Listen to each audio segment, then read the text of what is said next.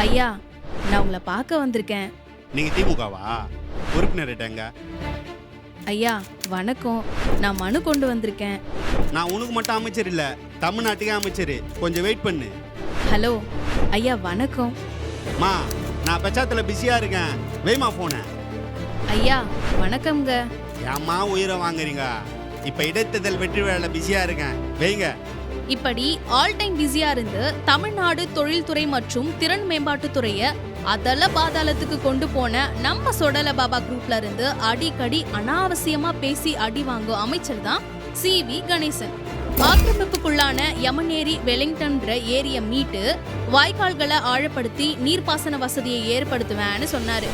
தொழிற்பூங்காக்களை கொண்டு வந்து இளைஞர்களுக்கு வேலை வாய்ப்புகளை தருவேன்னு சொன்னாரு.